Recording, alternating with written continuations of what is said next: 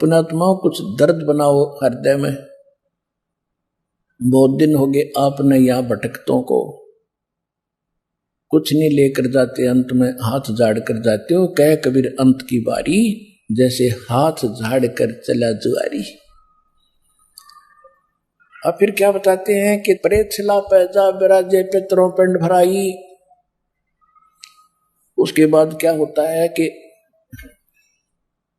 ये हमारे धर्मगुरु जो शास्त्र विधि त्याग का मनमाना आचरण करते और करवाते हैं, क्या करते हैं कि पहले तो भाई इसका 13वीं करो, 17वीं करो, पहले इसकी अस्थि उठाओ, जहां फूंका गया है उस स्थान से बची हुई जो अस्थियां नहीं जलती हैं उनको उठाओ और कहां गंगा में डाल कर आओ, दरिया में।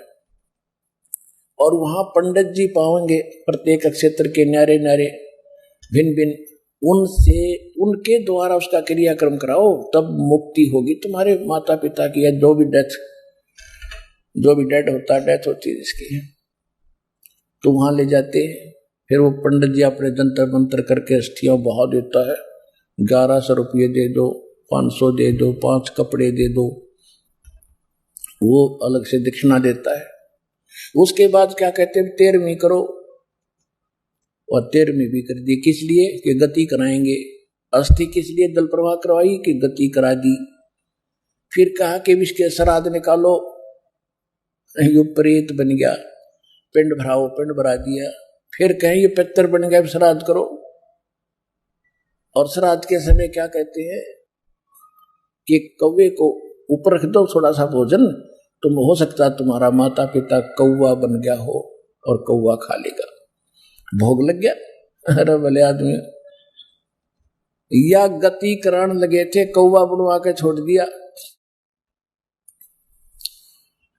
क्या बताते हैं प्रेत शिला पैजा बिराजे पितरों पिंड भराई।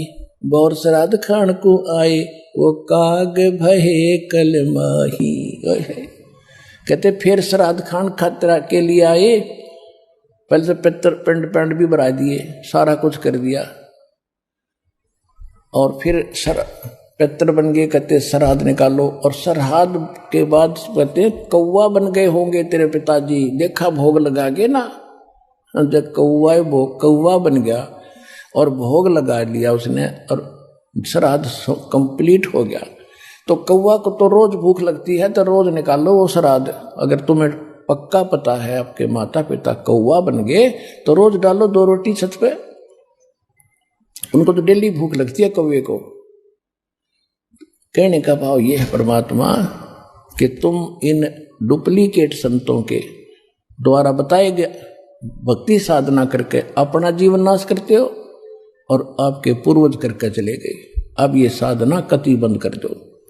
जो दास आपको साधना बताता है वो क्या है, जय सतगुरु की संगत करते सकल कर्म कट जाई।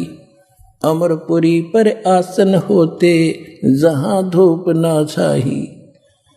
एक पंक्ति में निर्णय दे दिया कि जय सतगुरु की संगत करते ये सकल कर्म कट जाई। न तो अस्थि उठाने की आवश्यकता, ना पिंड भरवाने की आवश्यकता, ना 13वीं और वर्षी मनाने की आवश्यकता, एक सच्चे जाप की आवश्यकता है।